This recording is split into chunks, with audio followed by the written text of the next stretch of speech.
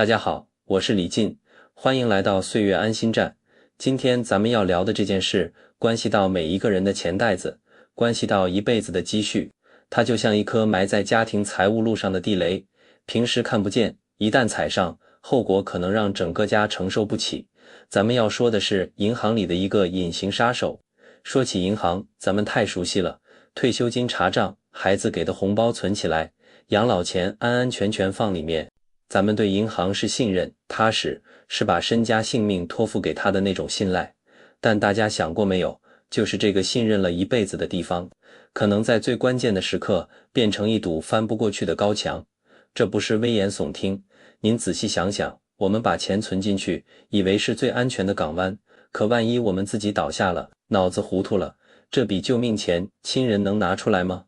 别紧张，也不是让大家取钱放床底下。银行本身是了不起的保障系统，用对了，能防止咱们糊涂时被骗，防止不孝子孙乱花。可一旦咱们没做对那一步，这个保障系统就可能瞬间翻脸。咱们躺病床上等钱救命，儿女在外面急得团团转，可钱就是取不出来。今天就带大家把银行这件事的两张脸彻底揭开。在进入主题前，如果大家关心自己和家人的财产安全，请先点击下方的订阅按钮并开启通知，这样就不会错过未来更多实用的养老知识了。如果喜欢我们分享的内容，请在评论区输入一路平安，这是对我们持续创作最温暖的支持。也欢迎大家在下方留言区分享你们的见解和经验。好了，我们进入今天的正题。首先我们要知道，咱们去银行取钱其实分好几种情况，一种是我们自己清醒着，身体健康，腿脚灵便，拿着存折去窗口办，这最简单。另一种是我们老了病了，躺在床上动不了，但脑子还清醒，让儿女拿着卡去取，这也好办。最怕的是第三种情况，人失智了，或者昏迷了，脑子不清醒了。这种情况跟咱们健康的关系最大，也最容易被忽视。这两种情况听着好像都是取钱，但实际上它们的差别简直就是白天和黑夜，一个天上，一个地下。这个差别直接关系到咱们的救命钱能不能及时到位，甚至关系到咱们的生命安全。它们之间最大的区别就在于一种叫做本人意愿的东西。大家就记住这个本人意愿，只要你清醒着，哪怕你躺在床上，只要你能点头，能说句话，能眨眨眼，银行的工作人员上门来核实了，这叫本人意愿真实，钱就能动。可一旦你失去了意识，或者脑子糊涂了，连自己是谁都不知道了，这时候你就没有本人意愿了。在法律上，你的钱就变成了一笔冻结资产，银行为了保护这笔钱不被别人冒领，会把门关得死死的。那么这两种状态下取钱的难度到底差多少呢？您坐稳了，这个对比可能会让您心里咯噔一下，他们俩的难度竟然相差了10万8千里。如果您只是行动不便，但脑子清醒，这叫特殊情况。银行有非常人性化的服务，叫上门服务。您给附近的网点打个电话，预约一下，银行会派2个工作人员带着机器到您家里来，看着您签字，按手印，现场办业务。这是天使银行，是咱们年老体弱时最贴心的依靠。可如果您失智了，昏迷了，也就是脑子不清醒了，情况就完全反过来了。这时候您在法律上属于无民事行为能力人或者限制民事行为能力人，您的钱就成了遗产或者待监护财产。银行这时候就不敢轻易动了，因为他要对所有的法定继承人负责，怕万一给错了人惹上官司。所以他会要求什么呢？要求您所有的法定继承人先去法院或者公证处办一个东西叫继承权公证书或者法院判决书，证明谁是合法的钱袋子接管人。这个过程非常复杂，需要提供无数的证明材料，甚至要打官司。所以它是魔鬼银行，没准备就是让亲人陷入绝境的牢笼。因为这个巨大的风险，国家其实已经出台了一些新规定来简化流程，比如2024年、2026年都出了新规，把小额存款的提取限额提高了，5万块钱以内可以简化办理，不用公证了。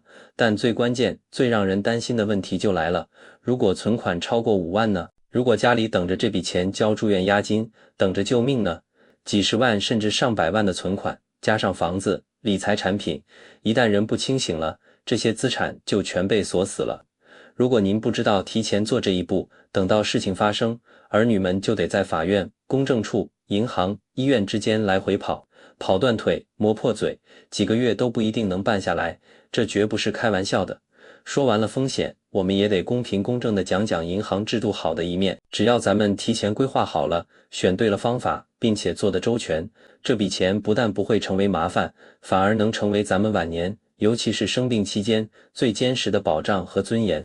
对咱们中老年人来说，提前做对这件事，可有4大逆天的好处，简直就是无价之宝。第一大好处，保住治疗权，它是跟死神抢人的急救金。这一点，我想是所有身体开始走下坡路，或者家里有病人的朋友们最关心、最需要听的。人这一辈子，谁能保证自己不生个病，不遭个灾？万一哪天咱们突发脑溢血、心梗，或者因为糖尿病并发症昏迷了，被120拉到医院，医院第一件事就是让交钱、交押金。这时候，咱们的儿女拿着咱们的银行卡去银行取钱，如果咱们提前没做任何授权，银行看到取款人不是本人，卡的密码儿女又不知道，或者说知道了输错了3次被锁了，那麻烦就大了。银行会说必须本人来，或者拿公证书来。可咱们躺在 ICU 里，怎么来？办公证要时间，救命能等吗？但是如果我们提前做了一步，比如办了代理取款授权，或者把钱放在了跟银行卡绑定的，儿女也知道密码的账户里，当然前提是安全可控。或者更高级一点，办了议定监护公证，指定了未来如果是能由谁来全权处理财产，那情况就完全不一样了。儿女可以直接拿着授权文件，拿着公证书，光明正大的去银行取钱。这笔钱就是咱们的急救金，是医院里用来签字手术、买药续命的底气。这不仅仅是钱的问题，这是命的问题。第二大好处，保住亲情，它是避免家庭大战的防弹衣。人老了最怕什么？最怕自己还没走，儿女先因为钱打起来了。大家可以看看身边的例子，有多少原本和和睦睦的兄弟姐妹，就因为老人走的时候存款怎么分，谁拿得多，谁去取的，谁签的字，最后闹得反目成仇，甚至对簿公堂。尤其是如果老人突然昏迷或者失智，根本没机会交代后事，那这钱就更成了矛盾的导火索。大儿子说我来管，二女儿说她不放心，小儿子说密码我知道，我先去取，家里乱成一锅粥。但是如果我们提前做了一步，比如在咱们清醒的时候，去公证处办一份遗嘱或者赠与合同，或者办一个议定监护，明确写了，万一我哪天糊涂了，由我的儿子女儿全权处理我的财产，或者我这笔钱就是留给谁谁谁看病的，白纸黑字，红章盖着，法律承认，那以后谁来管钱，谁来取钱，清清楚楚，儿女们没有争执，没有猜疑，只有齐心协力给咱治病。这就叫防弹衣，保住的不仅是钱，更是咱们最看重的儿女亲情。第三大好处，保住尊严，它是晚年生活质量的守护神。尊严是什么？尊严就是咱们老了、病了，还能按照自己的意愿生活，不被人嫌弃，不被人当皮球踢。大家有没有听过这样的新闻？有的老人因为存款被儿女提前取走了，或者因为钱拿不出来，儿女垫付医药费垫久了心疼，最后老人被送到小诊所，甚至被放弃治疗。虽然这是极少数，但人性经不起考验。如果咱们有一笔钱是专门为万一失能准备的，而且这笔钱只有咱们自己或者咱们指定的那个最孝顺的孩子能按规则动用，用来支付咱们的养老院费用、请护工的费用、买成人纸尿裤的费用，那咱们的晚年生活就有了最基本的经济保障。护工知道有人按时付钱，会对咱们好一点，儿女知道不用自己掏腰包，压力小，会更愿意常来看咱们。这就是尊严，用法律和规则守护的尊严。第四大好处，保住财产，它是防止被骗被挥霍的金钟罩。大家不要觉得这个好处跟前面矛盾，前面咱们说怕钱取不出来，这里要说怕钱太好取了。如果咱们的卡随便哪个孩子都能拿，密码大家都知道，万一哪个孩子在外面欠了债，或者被人骗了，他随时可以拿着卡去取钱，或者他拿去搞投资，亏了，咱们一辈子的积蓄就没了。特别是咱们脑子糊涂以后，如果谁来照顾咱们，谁就能随便动咱们的钱，万一遇到居心不良的人，很可能趁咱们糊涂把财产转移光。但是如果我们提前做了规划，比如办了信托，或者办了公证监护，规定了这笔钱只能用在咱们的医疗和养护上，每一笔大的支出都要有票据或者有监督人，那这笔钱就有了金钟罩，谁也乱动不了，他只能老老实实的给咱们养老送终，这才是真正的安全。好了，聊完了提前规划的好处，接下来我们得直面这个魔鬼到底有多可怕。下面这3大困境，每一个都和咱们的钱袋子息息相关，大家要注意了。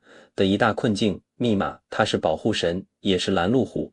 这个问题太普遍了，咱们为了保护资金安全，都喜欢设个复杂的密码，而且从来不告诉别人，这本来是好事，可一旦咱们昏迷了或者糊涂了，这个密码就成了最大的障碍。咱们的儿女拿着存折去柜台，柜员会非常礼貌地说：“您好，请输密码。”输了3次不对，账户锁了。儿女解释说：“我妈病了，她没告诉我密码。”银行会怎么说？银行会说：“那让您母亲本人来一趟，或者出示公证处出具的继承权证明书。”这不是为难人，这是规定，是为了防止别人冒充家属来偷钱。可就是这个规定，能把活人急死，把病人拖死。所以密码这东西真的是成也萧何，败也萧何。第2大困境，身份，我是他儿子，怎么证明我儿子是我儿子？这个咱们听起来觉得荒唐，但这是银行柜员每天都要面对的难题。您拿着身份证、户口本去找银行，说我爸病了，我来取钱。银行要核实您的身份，这个好办，看身份证，但银行还要确认一件事，您爸现在是不是真的同意您取钱？如果他能点头，上门服务就办了；如果他不能点头，银行就要问，您是他儿子，那还有没有其他儿子？您爸有没有遗嘱说这笔钱归您？万一我把钱给了您，明天他另一个儿子来闹，说我没权利，谁来承担责任？所以银行为了不惹麻烦，就请你们所有可能的继承人先去公证处，大家达成一致，公证员出个文件，说就由这个人来办。这个过程时间漫长，材料繁琐，这是身份认证的困境。第3大困境，时间，救命钱等不起走流程。咱们刚说了，超过5万块就得走继承公证的流程。咱们去打听一下就知道，办个继承公证需要什么？需要死亡证明，昏迷不醒还不能算死亡，所以更复杂。需要亲属关系证明，派出所、街道办、单位人事档案到处跑。需要所有继承人到场签字，如果有一个人在外地或者不愿意配合，就卡住。这一套下来，少则10天半个月，多则几个月。可医院的病床不等人，手术台的费用不等人，这就是最致命的时间困境。说了这么多，大家最关心的一定是，这银行的钱到底还能不能安心存了？我们要怎么准备，才能既防贼又防病？别急，这就把家庭财产保护伞的搭建方法告诉大家，学会了以后，大家就能高枕无忧了。第一，火眼金睛，认清4种准备方案。第2，最简单也最基础，家庭共享信息法。这不是让大家把密码写在墙上，而是建议大家在信任的基础上，把家里的财务情况跟最靠谱的子女或者配偶交个底。比如建立一个家庭财务清单，写上我在哪个银行有存款，大概多少钱，我存在哪个箱子里的哪个本子上，可以不用直接写密码，但可以用只有家人才懂的暗示，这样万一有事，家人知道去哪儿找钱。最灵活也最常用，银行上门服务预约，这个大家记住，只要咱们脑子清醒，哪怕躺在床上动不了，一定要用这个权利，不要自己去不了就不办，可以让家人给银行打电话预约上门服务，这是合法合规的，银行必须受理，当然要排队，咱们就在家等着，签字、按手印，什么挂失、改密码、取大额都能办，最稳妥也最正式。公证授权议定监护，这个稍微复杂一点，但一劳永逸。咱们趁自己清醒的时候，去当地的公证处办一个议定监护协议。公证什么意思？就是咱们指定一个人，比如最孝顺的儿子或女儿，约定好，万一将来我失智了、昏迷了，或者精神障碍了，就由这个人当我的监护人，全权替我处理包括银行取钱在内的一切事情。这个文件的法律效力非常高，以后拿着公证书去银行，银行必须认，这就像给咱们的钱找了个法定代理人，代理人拿着尚方宝剑，谁也拦不住。最高级也最全面，家族信托公证遗嘱，这个适合财产比较多的情况，把一部分钱放进信托，约定好每个月支付多少给养老院，支付多少给医院，专款专用。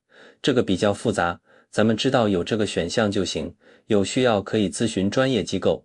第二，安全存放资金的黄金公式。第三，账户分类法，咱们可以把钱分成几份，一份是日常备用金，放在常用的银行卡里，可以告诉最亲近的家人密码，用于平时买菜、交水电费，金额不要太大，控制在5万以内最好，这样万一需要，就算走简化流程也好办。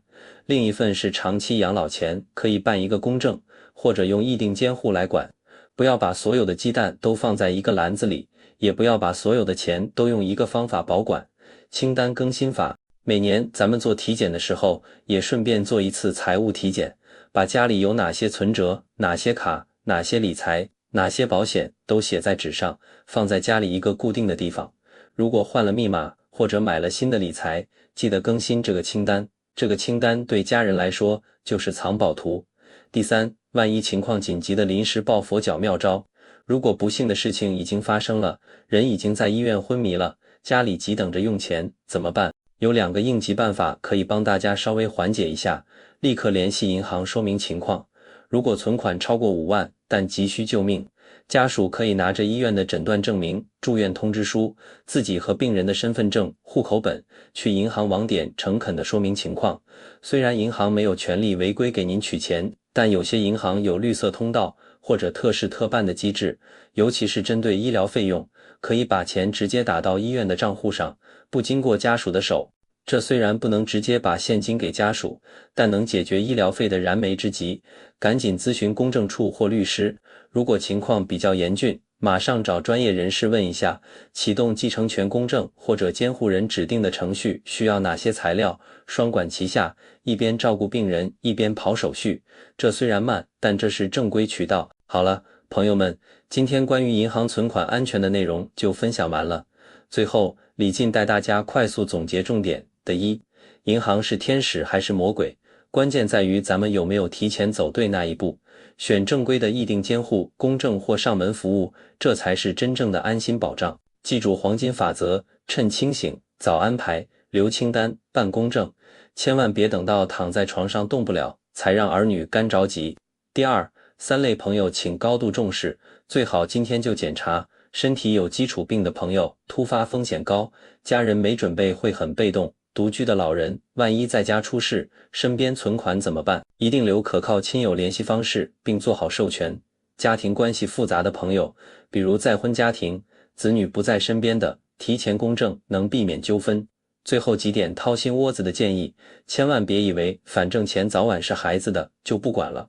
关键是，万一现在就出事，钱怎么拿出来救咱的命，比留钱更重要。如果现在还清醒健康，找个时间跟孩子聊聊家里的钱，不是分家产，是交个底，然后把议定监护、遗嘱公证这些手续能办的尽早办。这跟每年体检一样，是给家庭的财务体检。别心疼公证费，别怕麻烦，跟将来可能面临的跑断腿、医院催缴费的绝望相比，现在这点麻烦是真正的先甜后也甜。财产安全要提前一砖一瓦的垒。希望今天的内容能帮大家认识银行背后的规则，让这个存了一辈子钱的地方，在关键时刻能为我们敞开。如果您觉得内容有帮助，请点赞并分享给关心的人。欢迎订阅岁月安心站，咱们下个视频见。